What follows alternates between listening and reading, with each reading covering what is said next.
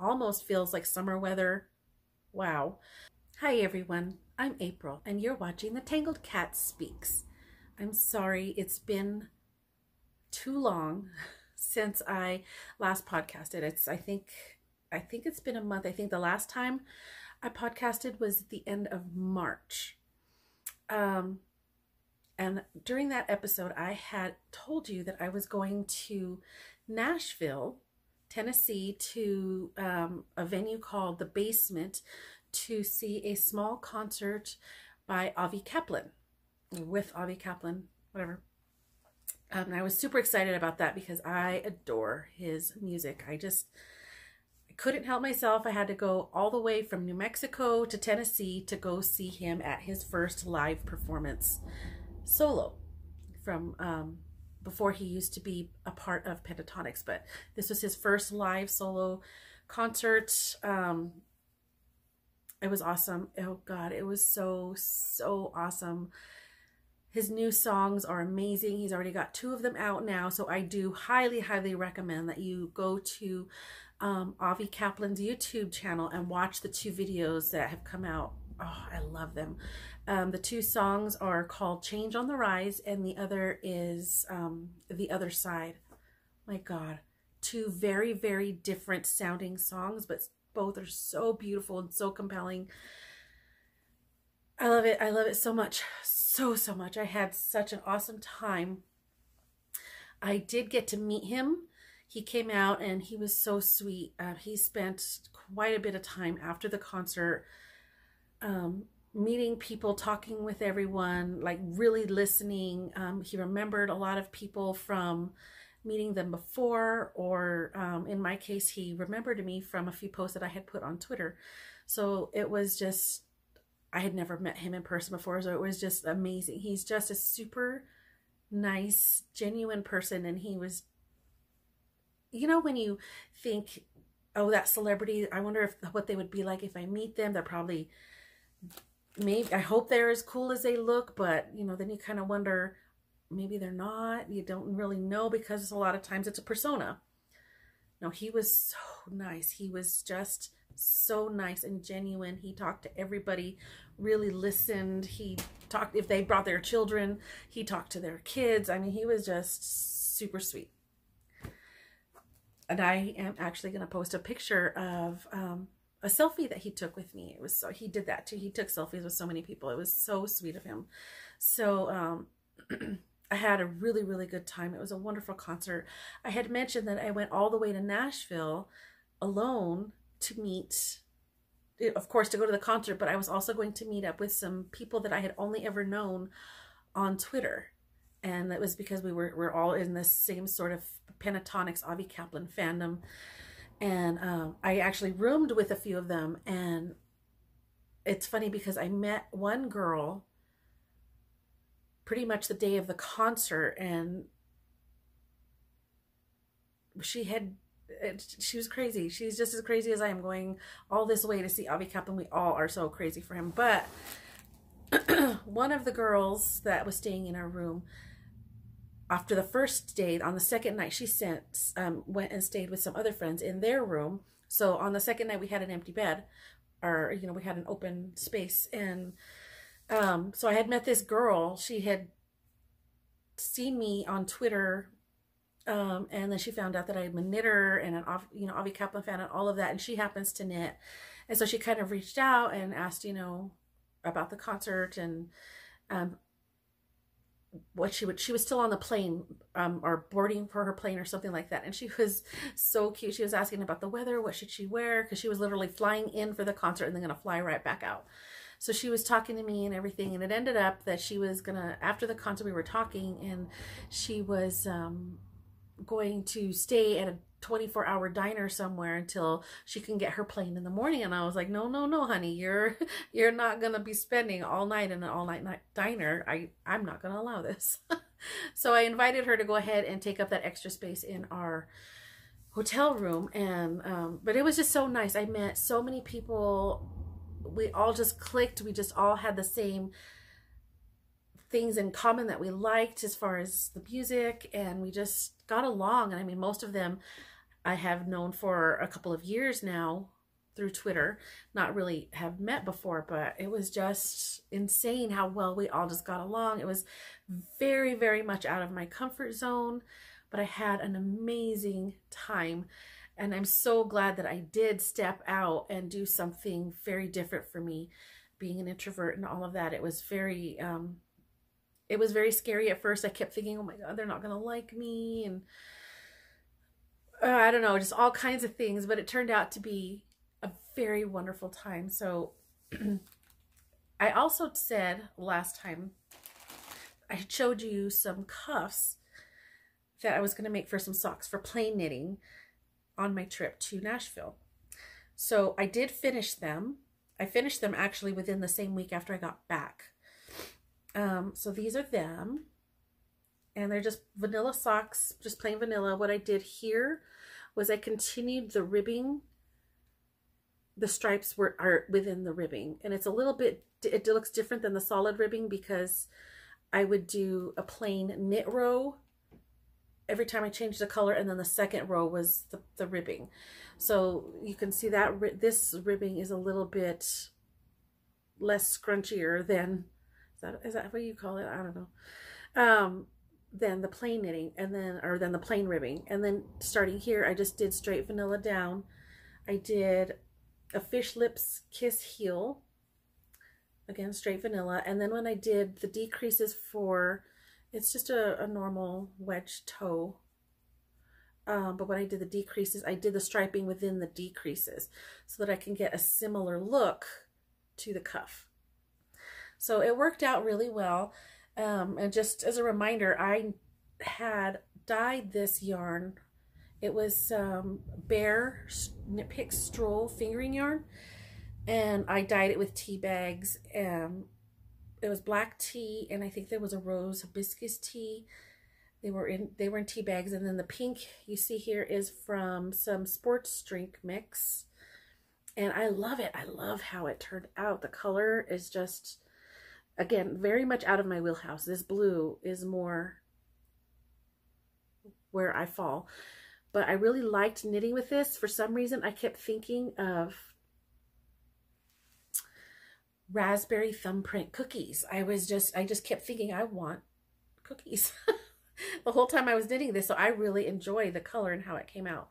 They fit perfect. I love it. They've been worn a couple of times, and I literally just washed them today. So they're not, I don't block my socks on a normal basis. But they turned out great. I think the only thing that I had to do when I got home was, because I knit them cuffed down, so I only had to do from about here down on both socks. I was knitting them in tandem. My shawl's falling off. I was knitting them in tandem, so I would knit about 20 rows on one sock and then move to the other sock and knit another 20 rows. And I just did a whole bunch of nonstop knitting on my 9-inch circulars. They're Addies, and it was I believe it was a 2.5 millimeter, but because they're 9-inch circulars, it was easy. I just zoomed around and around, and socks. Super fun, super excited. Love them very much. Excuse me for my voice, because after I got back from my Nashville trip, I was home the next day. I literally got home that evening and, you know, unpacked and did all of that. And then I had to go to work the very next day. And then that evening I went home and I was just feeling not right. And I thought maybe it was just allergies. But by the next morning, my voice was gone. I was feverish. I had chills and my head hurt, my throat hurt. Everything was just wrong. So I ended up taking two more days off, having to call in sick because I totally lost my voice. It was terrible. I was just a mess. I haven't been that sick with a cold in years. It's been a while. Mostly the thing that takes me out are migraines and stuff like that. But this was just crazy, and I was just not feeling good. So that's why I didn't podcast sooner, is because I wasn't feeling well. And then I was doing so much coughing. It was so so bad. It was uncomfortable. I was, yeah, this is very embarrassing to say, but I'm going to say it. I had to buy adult women pads for incontinence, because every time I would cough,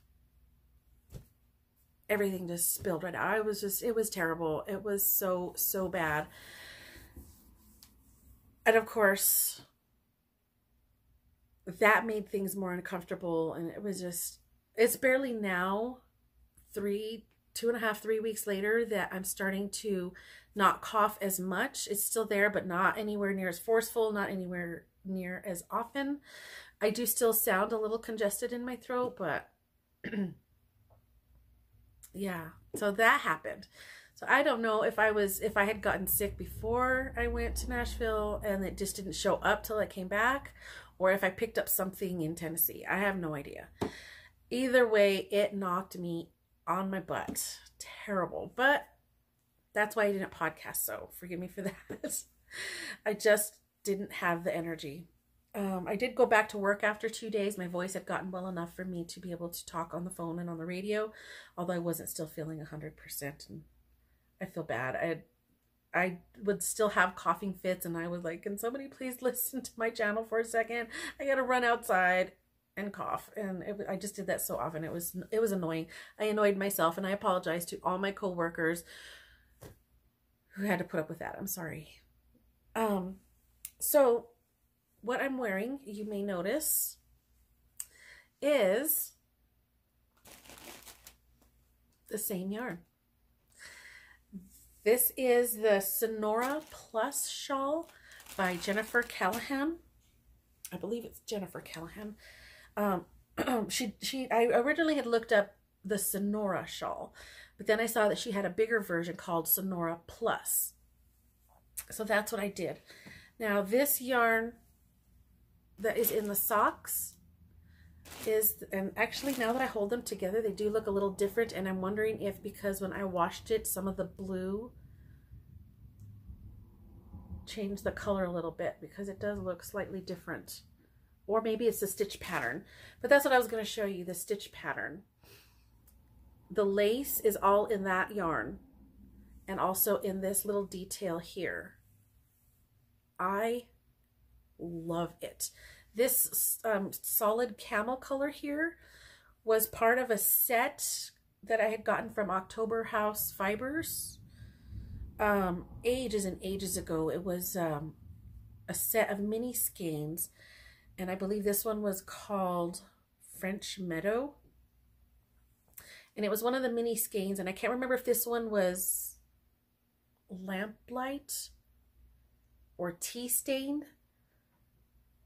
It could have also been another one called Riesling, because I had 2 mini skein sets from October House Fibers, and one was French Meadow and the other one was Gelato. And I know that they had Tea Stained and Lamplight in both of those kits, but there was another one called Riesling, and all 3 were very similar. It almost looked like a gradient. And I can't remember exactly which one this is, but it just happened to match that yarn perfectly. I mean, they go together so well. So I went ahead and used it. I knew I wasn't going to have quite enough for this Sonora Plus shawl, but I really wanted to make the bigger one. So I did go ahead and add that in there. And then, of course, you can see I didn't plan this at all, but I ran out of yarn in the middle of this stockinette section. And at the time, I was like, no, I'm not ripping back. I'm just going to leave it. But I feel like now I should have, and I should have gone back to here and started the color change. But I wanted to use it. I'm really, really, really trying to use up as much stash as I can. And so, whatever, I'm sticking with it. It is what it is, and it still is very pretty. Now, this darker color that I'm pointing at, this other corally color, was dyed at the same time that I dyed this yarn. This, I think I did mention it once before, this was a Pandia's Jewels snug base yarn. It's a fingering weight also, but it was bare. I had gotten a bare yarn from her, and I was planning on using it in combination with some other yarns that I had gotten, and I just never got around to it. And then when I got the yarn dyeing bug, I threw that in the pot. And this is mostly just the sports drink mix. There are some spots, I don't know if you can see, maybe like right in here, there are some darker brownish spots. That's because I used the tea bag. I reused the tea bags from this. I just kind of plopped them in wherever and just let it go. So it was more of like a leftover deal. So I do have a few darker spots of that brownie color there. You can maybe see that better. So these weren't necessarily meant to be used at the same time, but I dyed them at the same time with the same materials. So it all, I knew that when I was going to make this shawl, it was all going to blend. Now I did do some modifications to this other than my inadvertent color change up here. I added an extra lace panel. This, I really loved her pattern because it really spoke to me living here in the Southwest, because she named a couple of her lace panels after some of the plant life that is, you know, common in the desert. So this particular lace pattern she called Mesquite, and then this here she called Cholla. I don't know if it's Cholla or Cholla. It's Cholla. I'm not really sure. But those are common plant varieties that are in the Southwest, and so I see them all around. Here, we even have street names named after these named after these plants. So it felt like I was knitting something that could literally be found in my backyard. So it was just very fun. So I did add an extra lace panel, which meant I had to fudge all of this because the stitch counts had changed, which was fine. It all worked out. And this yarn, you can see that it's fading because when I knit it, it was what do you call it? I knit it in the cake. And I think I got it backwards. This one was the Pandia Jewels Snug Bear. This one, that's what it is. This one was 2 balls of the knit picks, and it was in the cake, in the little skein, the stroll skein, and I had dyed them just like that in the leftover stuff, and it ended up coming out like a gradient. So the center of the skein had had some but very little dye left, and the outside of the skein was this very vibrant corally pink color. So you can see as the shawl goes down, the color started to fade, and I just think it was all total just stash diving, and I never planned to use any of these yarns together, but it really, really worked out, and I think it came out stunningly. I am super happy with this. And it was a little bit of a struggle at the end with these two, with the Cholla lace and then with the edging. I don't think she had a plant name for that one. She just called it edging. But it was a struggle because I had to add several rows. Like this section here is not supposed to be there, but I needed to fudge the numbers to get everything to work right because I was doing the modifications. But her pattern is so nice. It was easy to follow. Excuse me, nose itching. It was easy to follow. I had such a really good time with it, and it went by so fast. I think I did this in maybe a week, maybe 10 days, something like that. But oh, I love it so much. Again, this is definitely not my color scheme naturally, but I adore how it came out, and I love this empowering feeling of stepping out of my comfort zone and trying new things. So I'm really, really loving that. Yay. Um, I have also done, I do have another work in progress amongst the many, but this is the newest, and I had to cast it on right away because there was a song that actually, no, that's something different. That's a different one that I'm still working on, and I don't have that one with me. So never mind that part. But I do have a work in progress that is one of my own designs. Hopefully it'll work out. It seems to be working out. I have it written up. It was one of those that I wrote before I knit anything, so I wasn't really sure how that was going to turn out. But I wrote it up, and I gave a copy of it to my friend. She's test knitting it, and I'm knitting it right now. And so this is what I've got so far. It's going to be an asymmetrical triangle, and I'm using Knit Picks Gloss DK. Oh, my hands are very shaky right now. I'll explain that in a minute. So this is the Velveteen colorway. I had to get this because Velveteen Rabbit, I loved that book as a kid. Still love that book. And it is a very pretty dusty pink mauvey color, and loving it so much. So I started it, and the way that this pattern is written, it's going to be more of a recipe, I guess, because it's going to be, you can use any yarn weight, any yarn needles that give you the gauge you like. It's more about the numbers is what the pattern is. And so, and you can do it in solids, and you can switch off colors, you can do whatever. And my friend is actually doing it in 2 colors. I'm doing it in the solid for this version. This is a DK weight. She's doing a worsted. And then I've got another, did I bring it? Yes, I did.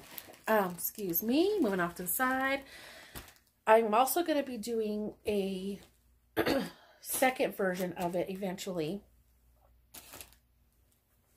in a fingering weight, and I had shown you these yarns ages and ages and ages ago.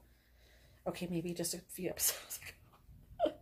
But I had over dyed some fingering weight yarn. It was yarn that was already,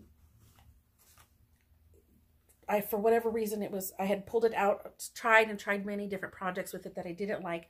So I had balls of this yarn because the way that I had used it in other projects, I had cut it several times. And it was this yarn, which is, hold on, it's tangled. It's this yarn, which is a Fibro Natura Yummy. This was a Celestial colorway. It's a sport weight.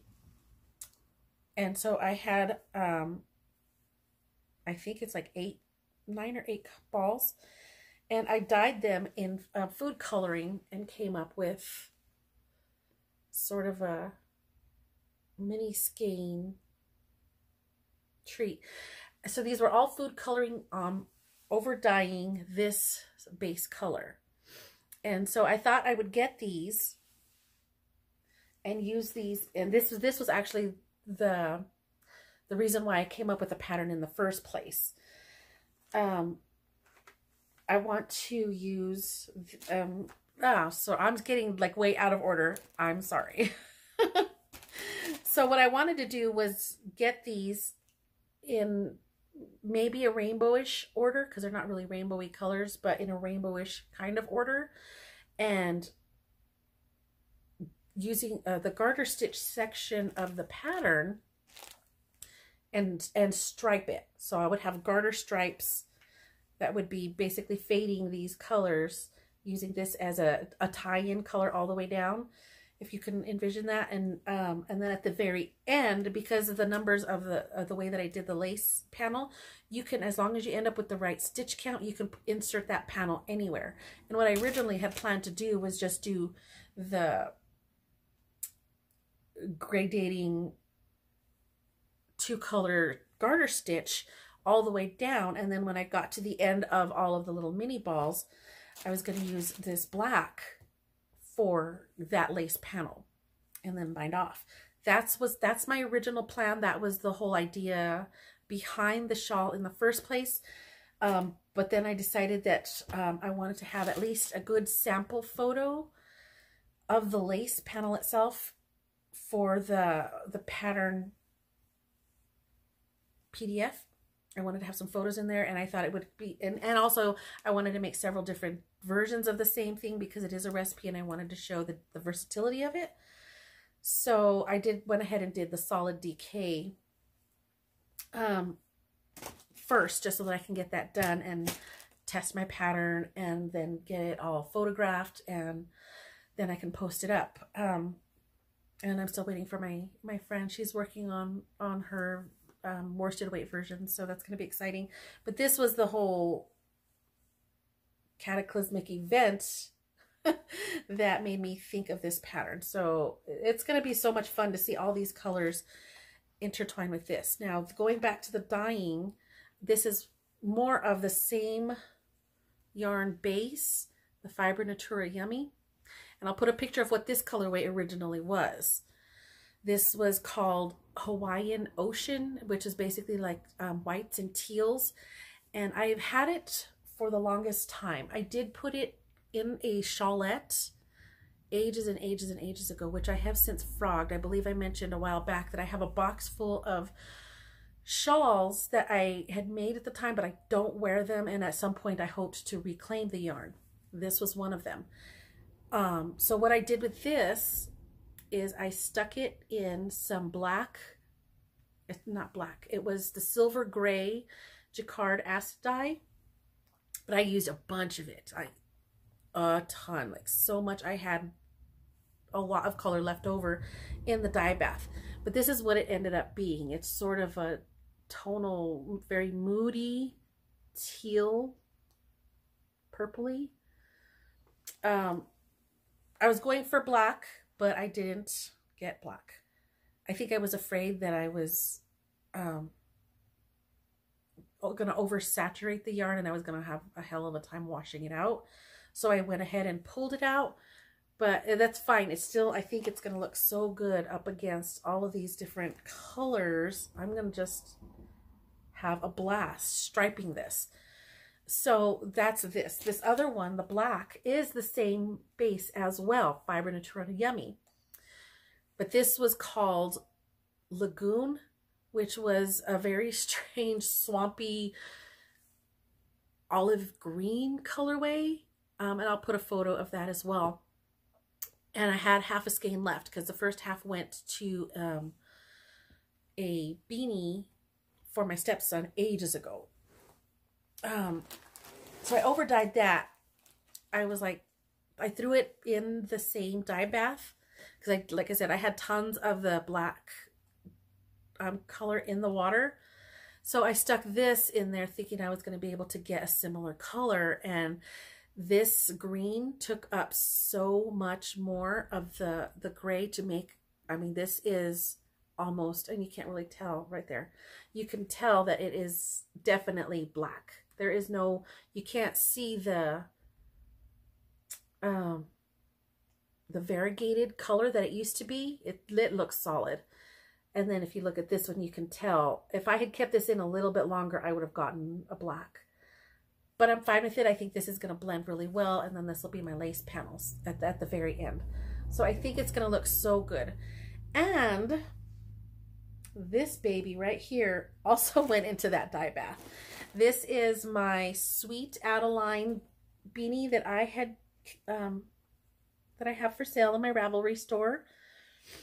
And I had originally done it in a really pretty peachy color. It was a Knit Pick Stroll Dogwood Heather. But I loved it. But I was only wearing it every once in a while. And I decided that I was going to go ahead and just throw it in with this, in this dye bath that I can't seem to exhaust because I really went overboard with the silver gray trying to get a dark color. I had so much in there. So I went ahead and I threw this in there, and it's not quite as black as this. It's more of a charcoaly gray, maybe more on the purpley side. And I don't know if that's because it was originally a peach color, and it kind of reacted with the blues in the dye. I don't know, but it's more on the cool side of a charcoal. Definitely not as warm, but I don't know. I don't know what it is, but it did not soak up as much as this one did. But they were in the dye bath at the same time with the same amount of yarn, with the same amount of color. So they were dyed at the exact same time, didn't come out the same, but that's okay. I love it. I wear this a lot more now, and I am super, super happy. I love my Sweet Adeline beanie. So that's what that is. I've been, even though I haven't been really feeling up to podcasting because I was coughing and feeling congested, I did get quite a bit done. I'm actually very proud of myself. Usually, and I think, you know, this may become a thing and of just doing it once a month, the podcast, because I just feel like I have so much more to show you, so much more to share. And I'm not just like, well, here's a little bit of this and here's a little bit of that. I've actually got finished objects, a couple of them. So I don't know, that might be a thing. It might not be. Don't hold me to that. Excuse me, I gotta drink some of my tea. This is just some berry green tea from a tea bag that I had been given for Christmas. It was part of a set of teas, and I can't remember the name of it, but it was like, I think it's 16 different teas with eight bags of each flavor. I'd gotten that for Christmas, so this was one of the flavors, and it was called Very Berry Green Tea, and it's very light. I was going to mention my hands shaking. My hands shake anyway. I have hand tremors in only this hand. Sometimes it's more noticeable than others, like holding it. If I'm holding something, it shakes a lot more. I don't know if you could see that. Sometimes it's this bad and sometimes it's not. That's a natural thing. It doesn't happen in this hand at all. But you put this hand together and it just goes. It's not, I've already been tested for all kinds of different things. It's just tremors. My son has it as well. And I don't know if it just naturally happens in a dominant hand, because I'm left-handed, so my dominant hand, that's when it's affecting. My son, it affects him in his right hand, and that's his dominant hand. So it's very strange, but if you see my hands shaking, that's why. But I am drinking a lot more tea lately because I have started 3 days ago. I started intermittent fasting. And actually, I'm not finding it as difficult as I was afraid it might be. I am one of those people that I tend to forget to eat anyway. So there are times where I can just be doing stuff all day long, and then I'll have like something small, or I'll eat crazy huge, but it's usually something not good for me. So I think that was messing with my my weight a lot. But I've started intermittent fasting, and I am tracking my calories, and I am tracking what types of foods I eat. So I'm not eating fast food, and you know, I'm still eating a good diet. Just because I'm fasting doesn't mean I can go out and have, you know, a million cheeseburgers and a slice of pizza on top of it. You know, I'm doing really well for these last 3 days as far as getting my calories in within a 5-hour period. I know the most common is a 20-hour fasting period with a 4-hour eating window, but for my schedule, I went with 19 hours fasting and a 5-hour eating window. And it seems to be working really well. So when I'm fasting, I'm drinking only water and unsweetened tea. And I have found that this berry tea was really tasty, unsweetened. I've noticed a lot of green teas I really like plain. I do love my coffee. And I can use stevia as a sweetener. Other artificial sweeteners I can't use during the fasting period, but I can use a little bit of stevia. But I won't drink coffee because I have to have my coffee very creamy, very milky. And of course I can't have that part of it during the fasting. So I haven't been drinking coffee during the fasting periods, which has also probably contributed a little bit to the handshaking because there's less caffeine in my life. I'm still getting some from the green tea, but not as much as I was with the coffee. So there's that. But I've been doing really well. And in the last, I just weighed myself today, and I haven't weighed myself since I started the intermittent fasting three days ago. And I am down 6 pounds. And I know that that's going to level off as time goes on, but I was very excited. Man, yesterday, I took my mom to a car show. It was just in one of the local parks. All of these people brought these beautiful decked out cars, most of them very old. We just strolled around through there, and you know, we just had a really good time doing that. And I totally just lost my train of thought of where I was going with this. What the heck was I talking about? Oh, so I had, you know, we were out in the sun and drinking water and having a really good time. But by the time I got home, I was starving to death. And it was time, and it was right around the time that I could start eating. It was my 5-hour eating window had started. So I was like, I'm hungry. So I made a big giant salad. I had steamed up some crab legs that I had gotten, because be careful when you go into the grocery store during your fasting periods, because everything looks delicious. And of course I went straight for very expensive crab legs. I mean, in New Mexico, crab legs are expensive, but I snagged a whole bunch of them, and I came home and it was like heaven. Like, I had never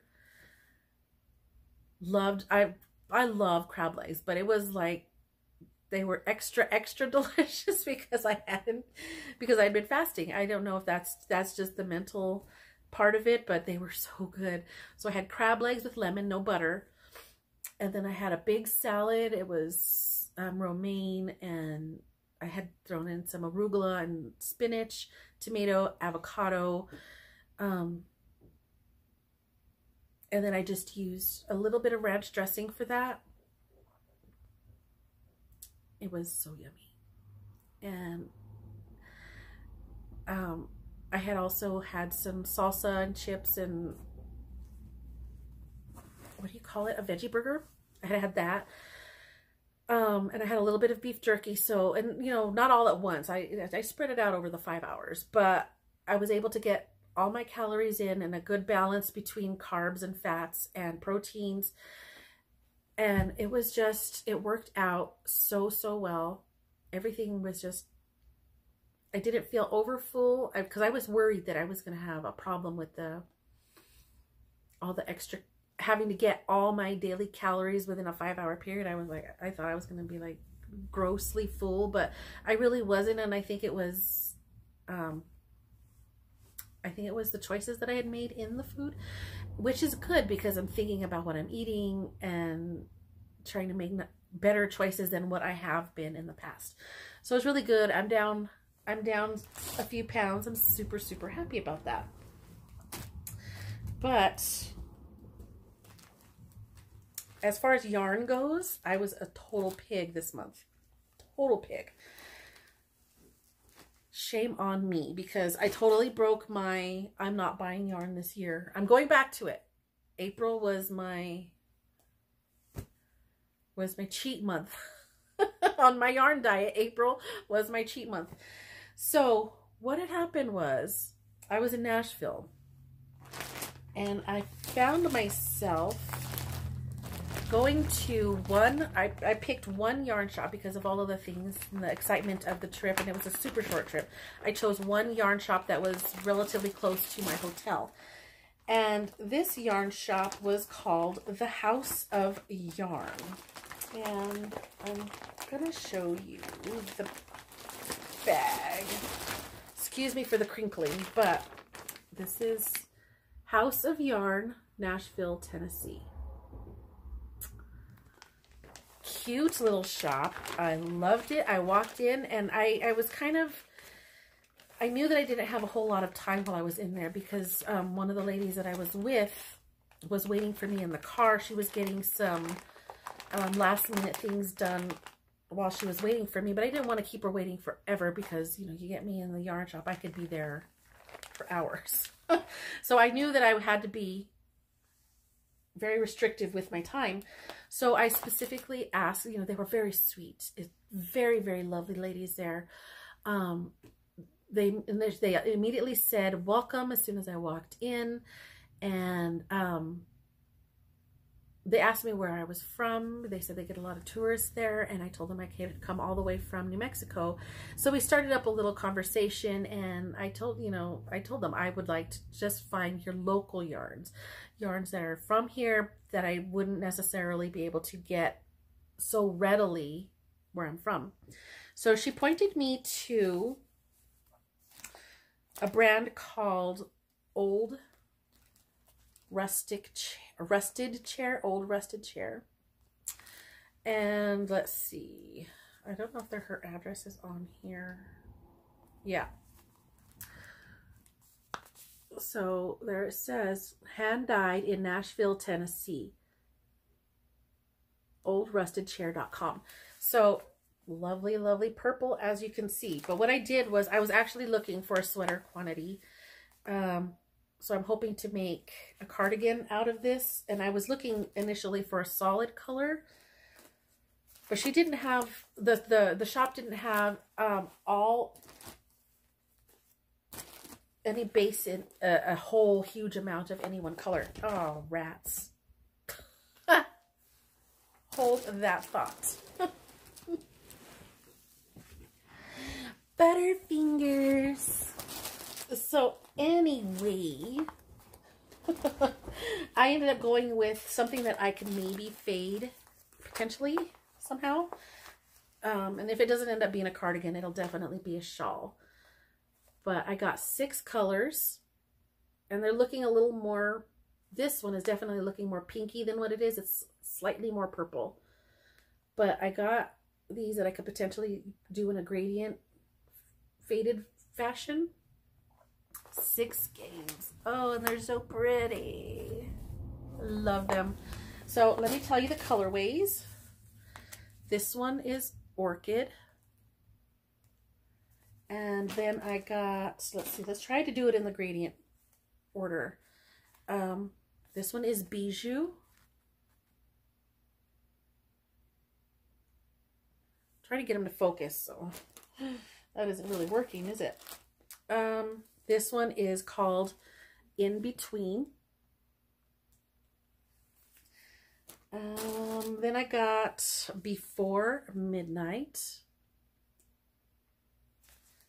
And I got, what is this? Nautical, okay. And this one is Riding Out the Storm, which is like a charcoaly color. Very nice. So these are sock weight fingering yarns, 2-ply, 80% superwash merino, 20% nylon, 400 yards per 100 grams. Beautiful, beautiful. So that was my first grab. The second one, I really wasn't planning on buying this, but she had directed me to all the local yarns, and so I went over to look.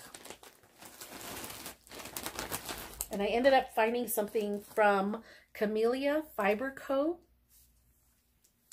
There's the label. And I got 3 skeins of this, which is, it's called Halo. My label is coming off. Boo. This is the Halo base, which is 80% alpaca, 20% silk. And this is the chicory colorway. It's a very pretty icy blue color. 3 of those. And then this is also from Camellia Fiber Company. It is also the chicory colorway, but this is on their mohair and silk base. And it is so pretty. You can see how it ended up being like a almost like a variegated because of the two different types of fibers in there. So they're the same colorway, different base, but I got the mohair and the wool, and I'm going to use it together. And actually, not wool, it's alpaca. So alpaca silk and mohair silk. That's what I got here. And they're so soft and so pretty. I don't know what this is going to be because I wasn't expecting.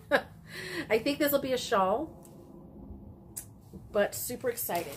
So again, Camellia Fiber Company, Davidson County. See if you can read that fine print there. Nashville, Tennessee. Super excited. I was so happy. So happy. Well, I'm talking to these wonderful women here at House of Yarn in Nashville. And I found out that one of the women, her name is Vicky, makes knitting bags. And so I went over to take a peek at that, and I thought, oh, I'll just browse. This beautiful thing decided it needed to come home with me.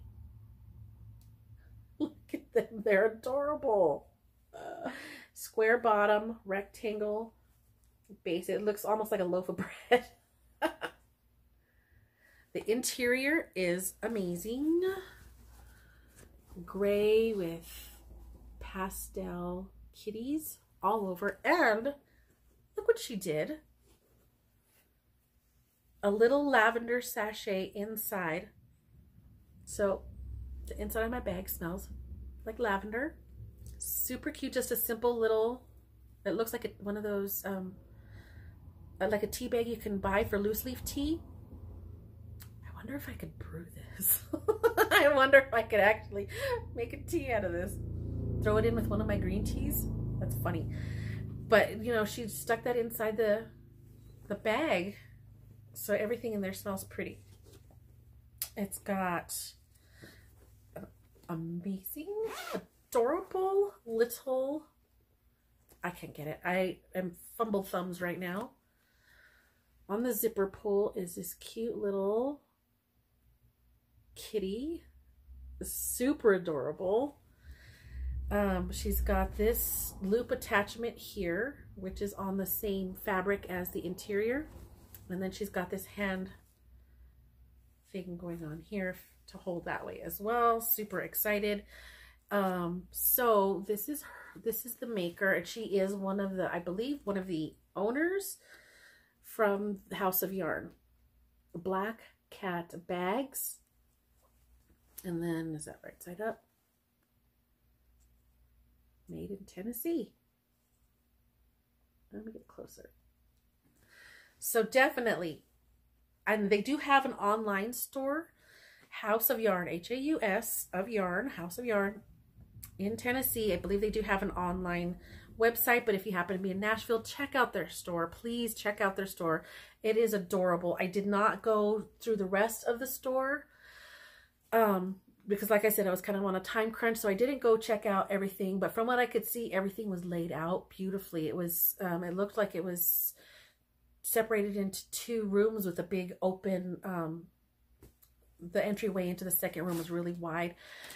Everything was just very well laid out, very pretty, just everything. It was a really, really cute little shop. I highly recommend that you, if you can, you're in the area, go to House of Yarn. So that started the downfall of my yarn diet. Because I thought, oh, what the heck, whatever. Because Miss Nicole of Hue Loco has been putting out her chicken yarns, and I had said, no, I'm not going to do it. I already have 2017's chickens and 2018's chickens and roosters. Well, I had already opened up the floodgates. And so, yeah. I'm sorry, this is going to be highly crinkly. Actually, I may cut this part out. Hold on. Okay, so I did get all 4 chickens and all 4 roosters for 2019. And And let's start with, let's see, I don't remember. This is the Speckled Sussex. Very pretty with this rusty color here and this blush. And then you've got the blush going down into a pretty mint and an aqua. Beautiful rusty speckles. Oh my God. Yay. And then the next one is Blue Andalusian. Oh my God. 2 shades of gray. I would say this one is a little darker and a little bluer. 2 shades of gray. And then you've got this amazing gray variegated with a little bit of rust in there. Love it. And then, what is this one? Golden Spangled Hamburg. More of the blush, and then you've got some dark charcoal here. Look at that orangey color there. There's the blush and cream with some black speckles. A lot more of the rust there. Oh, I'm in love. I literally couldn't help myself. I had to do it. Thank you, Hue Logo. This one is the Golden Phoenix. I adore this one. Oh, and I think it's because of these teal speckles with the gray and the gold. What? Like, why? Why, Nicole? Why do you do this to me? This one is Partridge Silky Bantam. Look at that. That is amazing. Oh, this color right here with these two. Oh my God. I'm in love. I'm in love. I'm in love. This is the Barnevelder. What? Hello.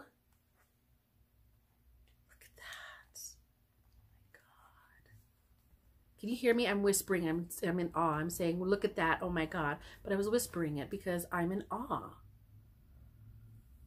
It is so pretty. This one is I Am Samani. Blues. That's not blue. Greens.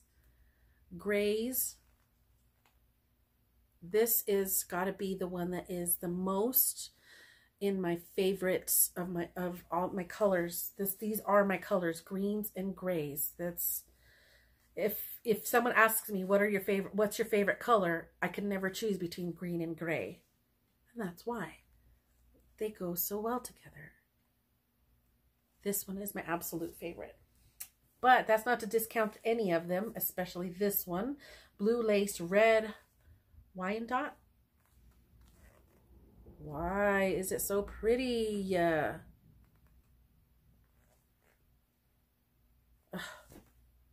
my God. So yes, you can add that to my downfall. Yarn diet in April, not a thing. I did one more thing, and this is different. I had to get me some handmade home fibers. And this one is still in the bag, but I'm not going to bother taking it out. I'm just going to leave it. It's a set of worsted yarns from Handmade Home Fibers. And this is the Myrtle Beach set. It's worsted weight. It's her classic worsted weight base, 100% superwash merino. Super pretty. So we've got Indigo Sky, Glow. This is Myrtle Beach, and this is Ferris Wheel. It's pretty, and I don't have a lot of worsted in my stash. Mostly it's sport weight and fingering weight. I do have a bit of lace, very little DK and worsted, even less bulky. And most of the worsted is in my stash is acrylic. So I really wanted a wool worsted, and that's what I got. I think I had seen this on Instagram is where I'd seen this set. So I'm like, yeah, I'm going to get that since I'm already using all my money. I went ahead and grabbed that. So yeah, April went crazy in April. That's okay. The rest of the year, I'm going to be good. I'm going to be good. Mostly because after Avi did his concerts in Nashville, he did 5 of them on 3 different dates at the beginning of April in Nashville only, at the same venue, the Basement. But he just announced that he's going to go ahead and start up a tour, which is going to be so cool for him, so amazing. The venues, I think, are going to be a little bit bigger than this initial very intimate close-up setting. I mean, I'm not even kidding when I say that being at the Basement, watching him, I could have literally reached out and touched him because I was at the very front, and he was that close. I could have literally touched him. I didn't. He's probably very thankful for this. But I was that close. But these other venues look like they're a little bit bigger. And so he's, you know, not quite as up close to the viewers as he was in the first few. And it's exciting. He's going all different places. He's just posted his first leg of tour dates. And I want to say that it's going to be a world tour, but I'm not positive on that. I could be getting it confused because I know Pentatonics is also doing a tour, and that one is definitely worldwide. So I can't remember, but I do know he's going to several different places. And in this first leg, he is coming to Dallas in August. I'm going. I must. I'm compelled. I adore his music so much. So I am going in Dallas. In August to Dallas. So I really need to save up for that because I want to be able to have a place to stay while I'm there. And to eat and stuff, you know, that's important. So I'm not going to be pigging out like I did. I don't know that I'm going to use any of this immediately because I do still have some projects that I want to work on in ideas, mostly for that one particular shawl that I'm designing, and I have stash yarn already planned for this. So I'm definitely going to be knitting from old stash for a while. I keep looking at this though. I keep looking at this like, I don't know. I don't know. No promises on anything, but except for the fact that I'm not going to be I'm not going to be buying any more yarn for the rest of the year until maybe, I'm going to say maybe sometime around September, October. If they're, I don't know when they go on sale, but when people start doing advent calendars for mini skeins, I might get me one if there's any available. I know that a lot of places like to do them way early and get pre-orders in and stuff. So if there isn't any, I'm not getting one. But if there is, I'm down. I'm totally down. But that's, and you know, I still do have the other yarns coming now in May. I should have the second installment of the 2019 Where We Knit Indie Untangled subscription. I should be getting the next installment of that in a couple of weeks. So I will be having yarn coming, but I need to stop because, oh my God, I went crazy. All the ones that I had gotten from House of Yarn in Nashville, I literally went with a small carry-on bag that was stuffed to capacity, and I had barely enough clothes to wear and have, you know, my toiletries and everything in there. It was just stuffed. Nothing was going in that bag. And I didn't think about it at the time when I was in the House of Yarn about having them ship it to me. So after I left, I got in the car and I started looking at these bags and telling my friend, I don't know what I'm going to do with this. I don't know how I'm going to get it home. I might have to just leave some clothes here. Just abandon some clothes in the hotel to get it all in my bag. And then she says, well, let's just go to the post office. You can mail it to yourself. So that's exactly what I did. So we stopped. I grabbed one of the flat rate boxes, mailed it to myself. I got home, and the very next day my yarn had shown up. So yes, it was just, I totally went crazy. So that has been my month. I did finish reading The Bell Tower by Sarah Rain. I haven't started the next book in her Ghost series quite yet. I started listening to an audiobook by Sally Fields. It's her autobiography, I think In Pieces, I believe.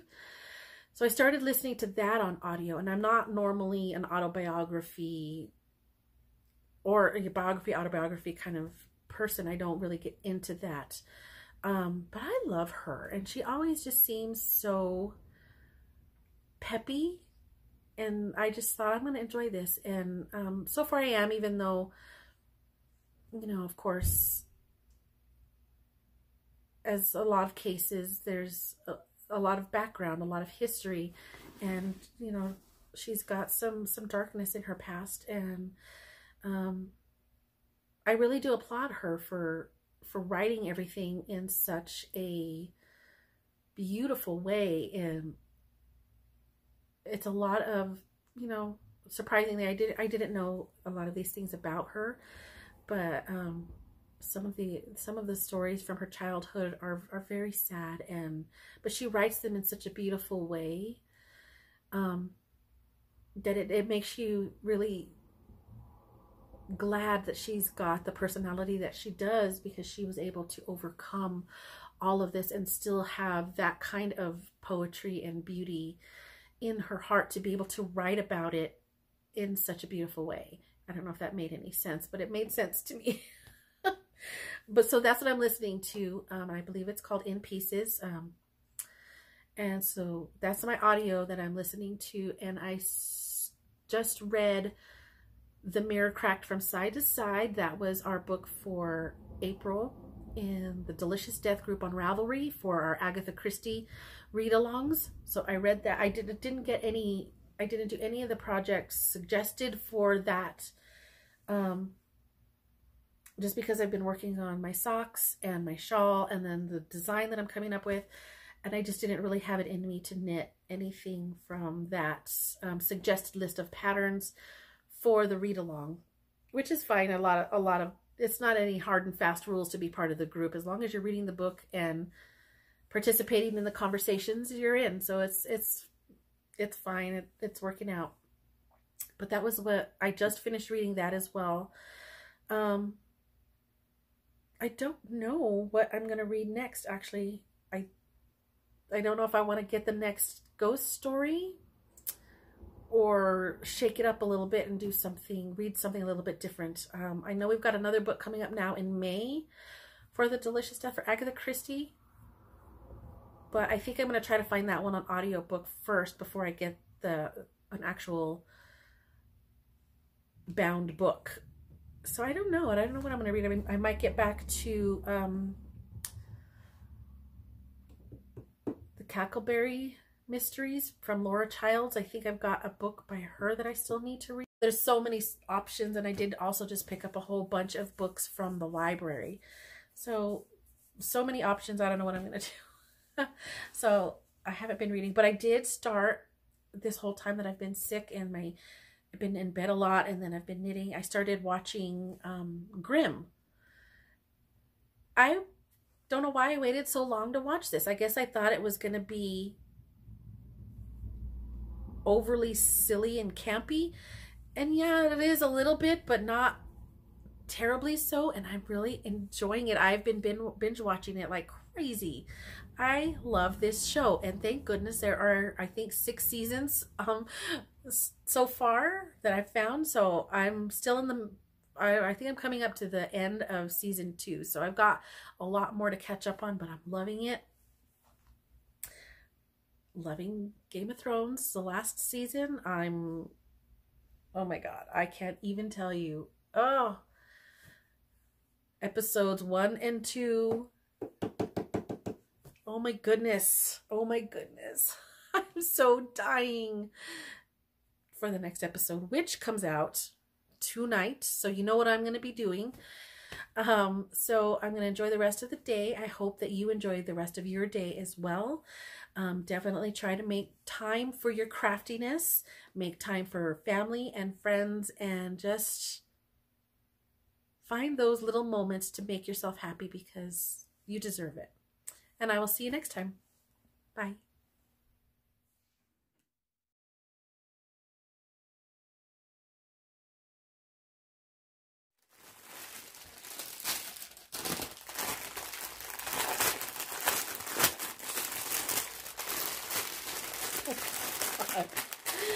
Oh, the crinkle.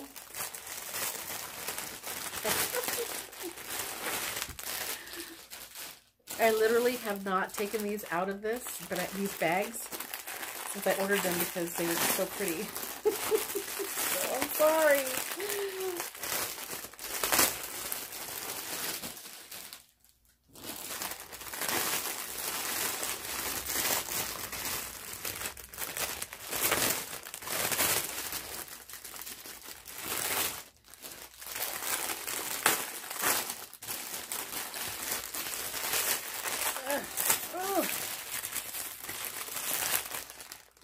You really packaged things well.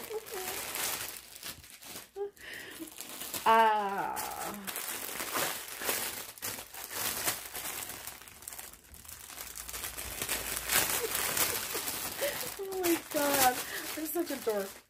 You would think I'd have done this beforehand. But for those of you who happen to like the sound of crinkle, there you go.